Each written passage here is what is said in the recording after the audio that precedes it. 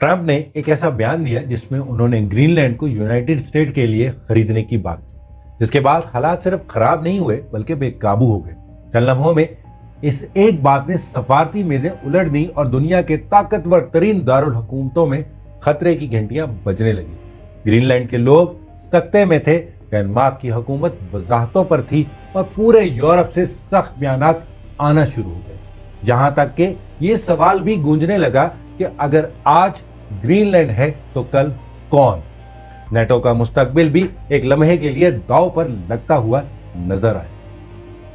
यह बज़ाहिर तो खरीदने की बात थी, मगर असल मंसूबा वसाइल और कंट्रोल का था। मकसद सिर्फ जमीन हासिल करना नहीं, बल्कि उस स्ट्रेटेजिक लोकेशन से फायदा उठाना और बेशुमार वसाइल हासिल करना था, जिनकी तफसील हम आपको आगे चलकर बताएंगे।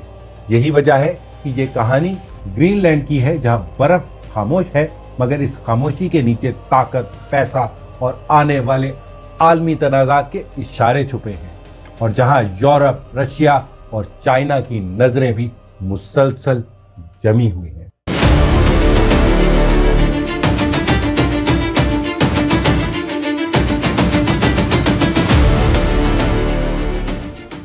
ग्रीनलैंड दुनिया का सबसे बड़ा जजीरा, जिसका ज्यादातर हिस्सा बर्फ से ढका हुआ है, आर्कटिक के दरमियान वाक़या है। नॉर्थ अमेरिका से हजारों साल पहले लोग यहां आकर आबाद हुए, जो इन्यूट कहलाते थे। उन्होंने यहाँ के सख्त मौसम में अपनी सकाफत और तर्ज जिंदगी के साथ जिंदा रहना सीखा। ये दुनिया के चंद अहम इलाकों में से एक है जहां जगह, कुदरती वसाइल और ताकत की अहमियत इकट्ठी हो जाती है। ये वसाइल से भरपूर है और आलमी, फौजी और तजारती रास्तों पर असर रखता है। ये इन्यूट लोगों के लिए सिर्फ एक जमीन नहीं, बल्कि डेनमार्क के लोगों की शनाख्त और खुद मुख्तारी का भी एक हिस्सा है। 18वीं सदी में डेनमार्क ने ग्रीनलैंड पर कंट्रोल कायम किया, जिसके बाद ये इलाका कॉलोनियल सिस्टम का हिस्सा बन गया।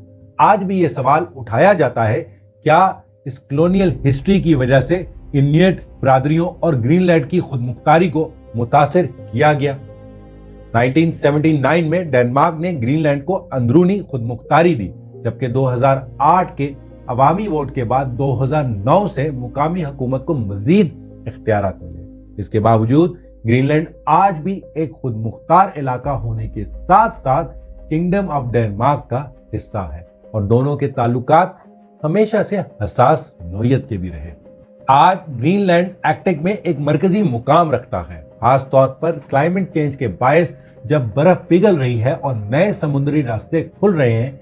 इसी वजह से ग्रीनलैंड में यूनाइटेड स्टेट्स, चाइना, रशिया की तवज्जो वो दिन ब दिन बढ़ती जा रही है, जहां हर मुल्क अपने फौजी, माशी और सफारती मफादात को आगे बढ़ाने की कोशिशें तेज कर रहा है। अगस्त 2019 में डोनाल्ड ट्रंप ने दुनिया को चौंका दिया जब उन्होंने ग्रीनलैंड को यूनाइटेड स्टेट के लिए खरीदने की बात की। इब्तिदा में इस बयान को मजाक समझा गया, मगर 2025 के आखिर में अमेरिकी खारजा पॉलिसी में कशीदगी के बाद यही ख्याल दोबारा संजीदगी से सामने आया।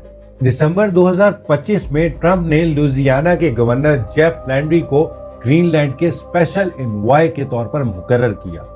यूनाइटेड स्टेट ने जजीरे को खरीदने के इम्कानात पर काम तेजी से शुरू किया, और सवाल ये है अब, क्या ये महज एक ख्वाहिश थी या एक गहरी जियोपॉलिटिकल स्ट्रेटेजी?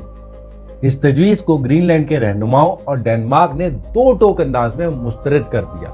नूक से कोपेनहेगन तक और पूरे यूरोप में तशवीश फैल गई, जहां खदशा जाहिर किया गया है कि ऐसे बयानात नेटो के इत्तेहाद और ट्रांसएटलांटिक रिलेशन को कमजोर कर सकते हैं, जबकि रशिया ने भी इस मामले को यूनाइटेड स्टेट के खिलाफ बयानिया बनाने के लिए इस्तेमाल किया। ग्रीनलैंड को खरीदने में यूएसए की दिलचस्पी 150 साल से ज्यादा पुरानी है।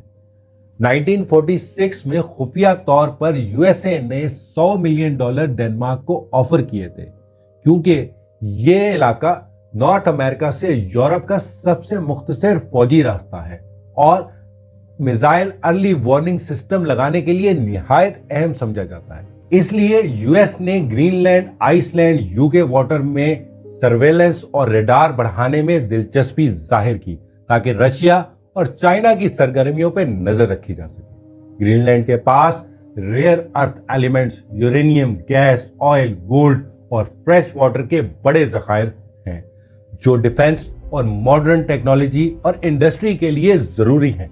अगरचे इसकी आबादी कम और मैशियत महदूद है जो ज्यादातर फिश एक्सपोर्ट और डैनिश सब्सिडी पर चलती है, मगर यही वसाइल इसे आलमी ताकतों के लिए इंतहाई अहम बनाते हैं। यूएसए के बयान पर ग्रीनलैंड की आवाम ने वाजिया कर दिया कि ग्रीनलैंड बराए फरोख्त नहीं है।